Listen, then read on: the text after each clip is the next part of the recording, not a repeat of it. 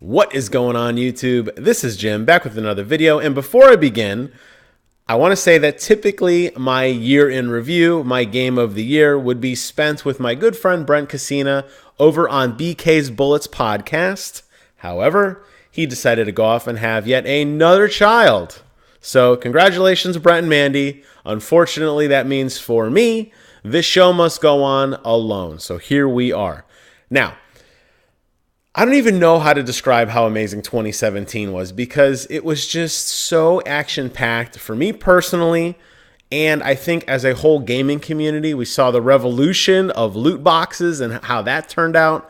We saw a lot of games that were really hyped up that really didn't pan out to what we thought they would be.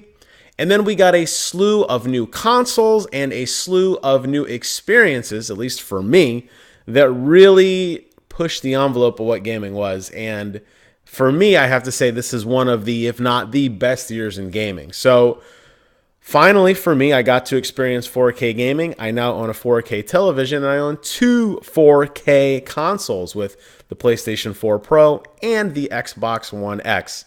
And let me tell you guys something. I know in the past I beat up 4K, and I said I didn't necessarily think it was worth it. I stand 100% corrected. I can totally tell a difference between 1080p graphics and 4K resolution graphics. It is night and day difference. When you throw in HDR on top of it, like in Halo 5 or Horizon Zero Dawn, it sets the bar even higher. The games look even better, more realistic, more vibrant, more immersive. And I know that 4K is a steep entry point for a lot of people who play games because you have to go out and buy the console and you have to go out and buy the television to support it. But let me tell you, it is absolutely 100% definitively, no kidding, worth the financial investment if you consider yourself a gamer and you are not playing games on either the Xbox One X or the PlayStation 4 Pro. I highly recommend you figure out a way to get a console and an appropriate TV set because it will change the way you look at gaming. And again, I was the biggest person against this, and I stand 100% corrected. We also saw this year the Nintendo Switch, which is pretty cool. Finally, Nintendo kind of figured it out with some of this wonky hardware. They actually made a console that was fun to play, and they actually made good games to go along with it. And I'll get to the games in just a second. We also saw, at least for me, the PlayStation VR. That is finally something that is in my life. And I got the Gen 2 headset with Skyrim, and I am in love with virtual reality. As a matter of fact, virtual reality games make an appearance on my best games of the year list, which, had you been able to pull me from 2016 into this very moment, I would not have believed you because I was very against VR. I said it was a gimmick. It was a fad. It took boring games and only tried to spruce them up graphically and put you in an immersive world, and the games wouldn't stand on their own. And again, I stand 100% corrected. Additionally, for me, I finally picked up a Logitech racing wheel. So now I have a wheel with paddle shifters and a 6-speed manual with a clutch. And I've been able to play games like Forza Horizon 2 and Forza Horizon 3 and Dirt, and I'm having an absolute blast with it. So for me, again, 2017, mind equals blown. What an amazing year. And to kick it off, as always, I got a list here of my favorite games of 2017. These are in no particular order with the exception of my game of the year, which I will save the best for last. I'm going to explain to you guys why it's my game of the year. All right, here we go. 2017 brought us such amazing games as Neo, which is really a Dark Souls clone, but they did it right. They took a Dark Souls world where it was very hard and challenging, and you had to fight and claw for every inch you got. And they inserted feudal Japan with a pretty good leveling system and a pretty good weapon upgrade system into the mix.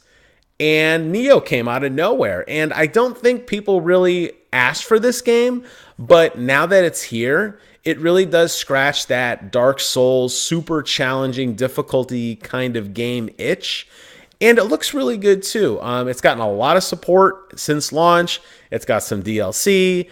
It's got the whole system where you can kind of invade other people's games and like fight their ghosts of people who've died. And it really does reward you. And it's one of those games that is very satisfying when you actually beat a boss, or you beat a hard enemy, or you get through a difficult place and you kick the bypass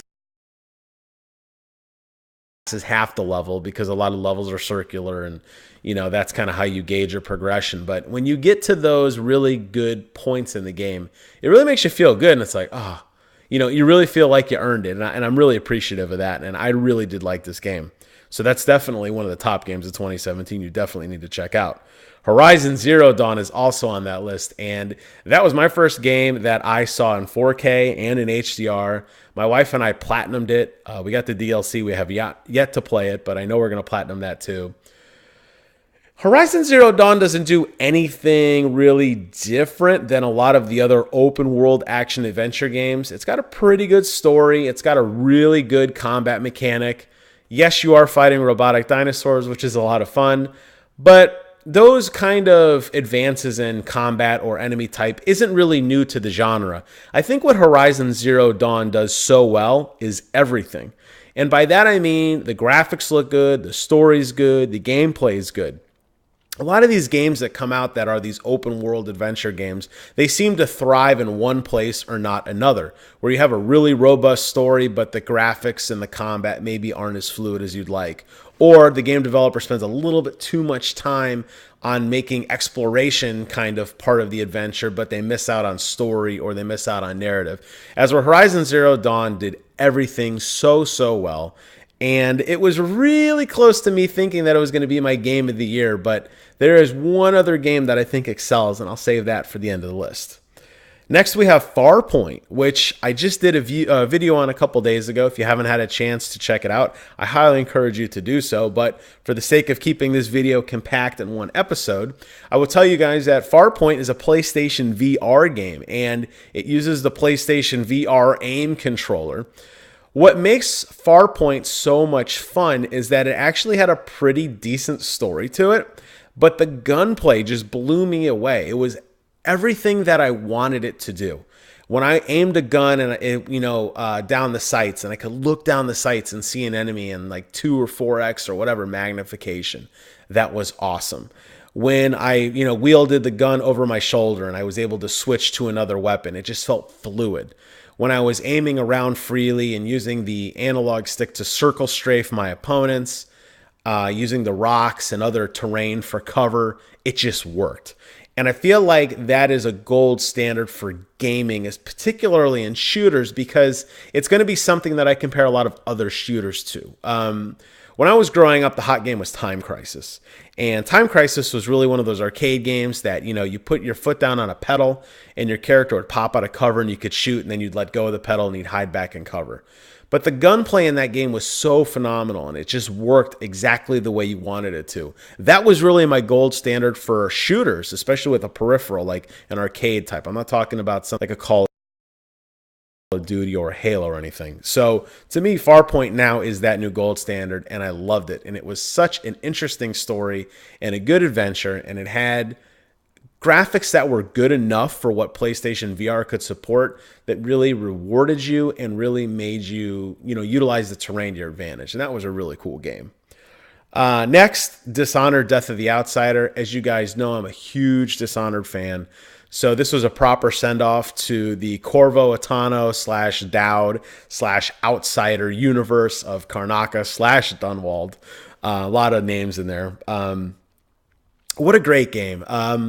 It does put a definitive bullet, or period, I should say, on the Dishonored series. Arcane Studios had said before that this is it for this universe. If there is another game, it will not have anything to do with these characters. It'll be in a time far, far away. But that open world, and I shouldn't say completely open world, very open-ended adventure where, it's got that Bethesda touch to it, where like you have to pick up individual little pieces of gold off a table, when you really have to scavenge through and look at every little nook and cranny of the building to really find clues and uncover mysteries and find treasures. It really rewarded you for exploration. everything you thought like, hey, I wonder if there's something I could do out there, and then you got there, it rewarded you as a player. That is a common theme. I'll be talking about that in just a second. And it also had an amazing story. You know, if you're a fan of Dishonored, the names and the characters that have been kind of floating around for years, this does put a nice bow on all of them. Billy Lurk, obviously, is the main protagonist here, but it sums up Dowd's stories, it sums up the Outsider story, and it really gives a good sense of completeness, I guess, to what we've experienced so far. So an amazing, amazing game. I want to give a quick shout out to Prey. I have not yet played it. I know it's very similar to this, and I know that Bethesda makes an amazing kind of these open world adventure games, so I know it's going to be good, but I haven't yet played it, so it didn't make the cut on this year's list. Speaking of games that really reward you for exploration, I got to talk about Super Mario Odyssey.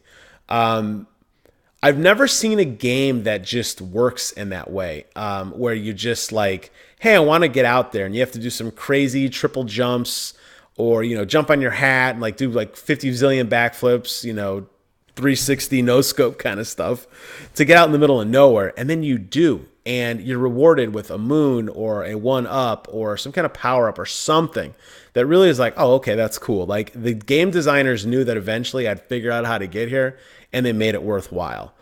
Each world is super vibrant. Seeing Mario in a bathing suit is just hysterical. Seeing Mario dressed up as Wario or Luigi, all these other characters that you can get, they really had fun with it. You know, the costume changes, each different world having its own unique, feel to, whether you're in New Donk City, which I think is a fan favorite. I know it's mine.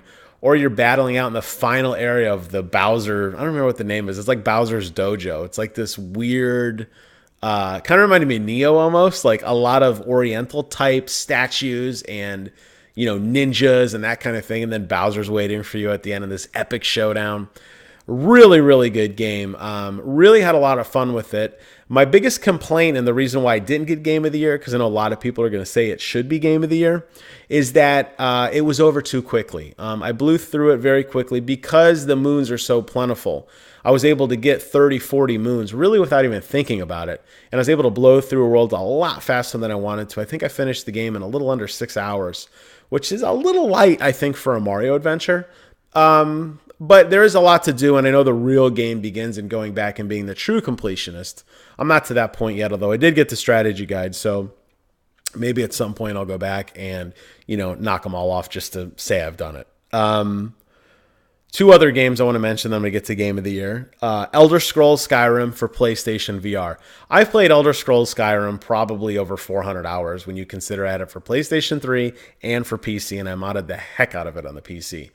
But when you put on that headset, you are in that world. And let me tell you how incredible it is. Independent motion with your hands to cast spells in different directions. When you get up on your horse and you kind of sit upright and you look down and you see the earth below you.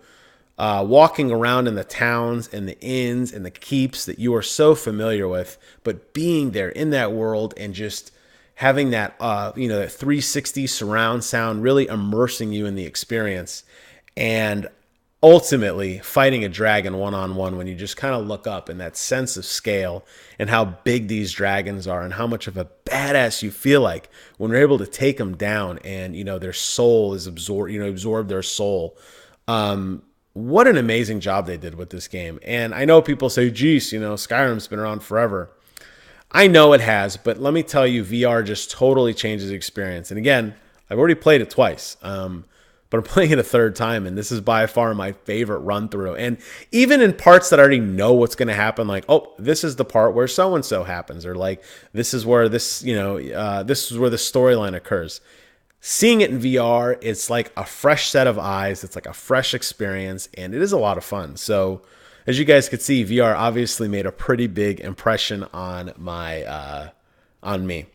Last game I want to talk about before my game of the year is PlayerUnknown Battlegrounds. And finally, it released for realsies just about a week ago. 1.0, it is out of early access. So congratulations to you guys over at PUBG. You've done something that a lot of games have not yet able to figure out, and that's how to get out of early access.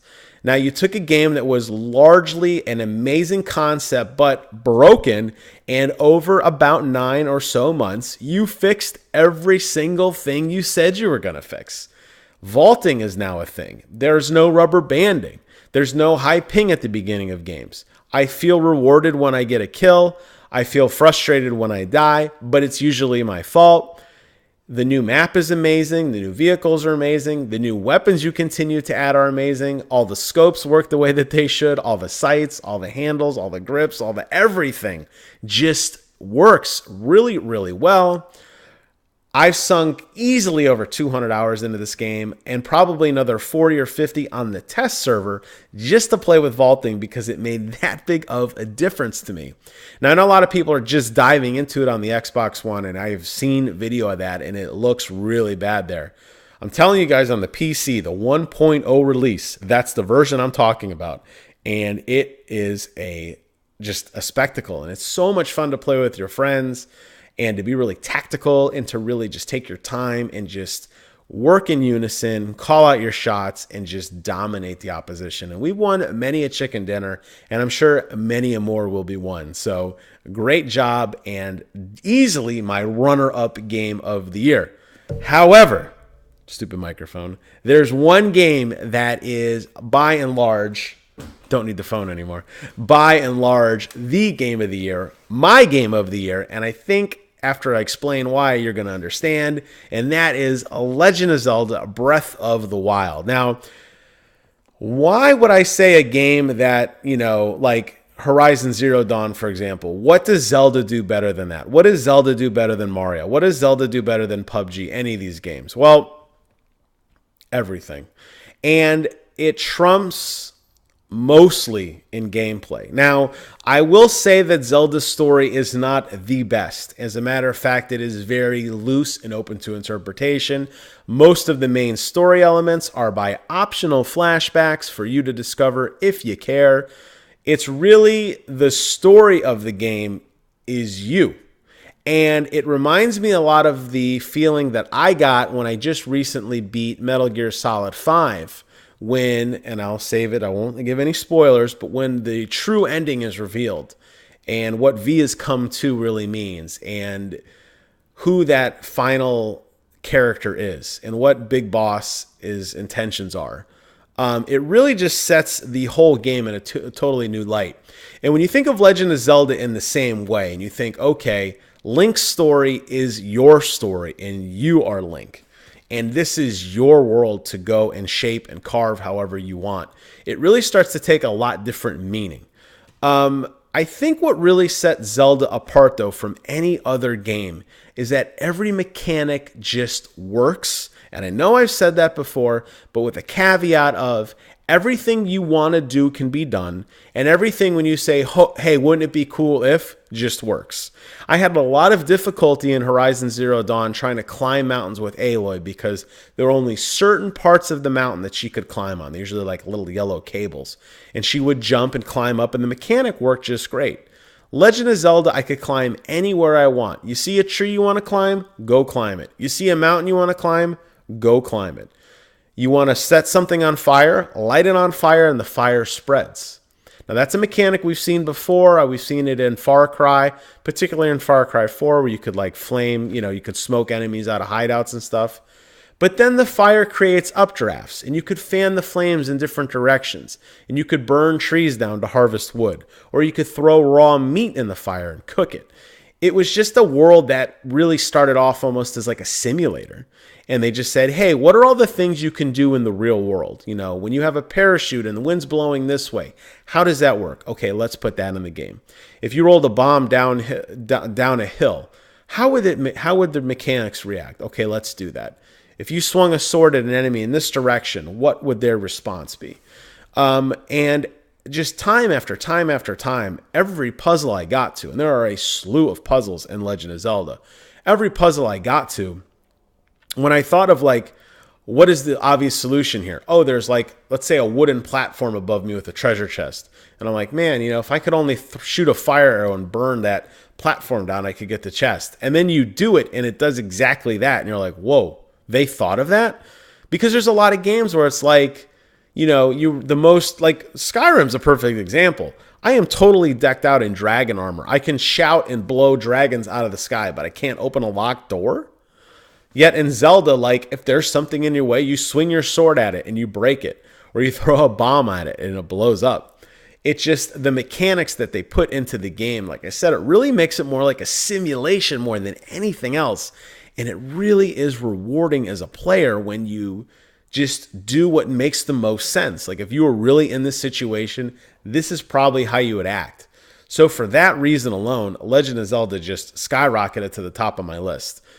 For me personally, getting to go to New York, going to the Nintendo World Store, picking up the Switch on launch day at that store, really nice vacation with my wife, getting to see my sister-in-law, really a lot of fun. So there is some nostalgia to me, obviously, with this game, but the hours I've spent just trying things to see, like, wouldn't it be cool if, and then it works time and time and time again. I continue to be impressed.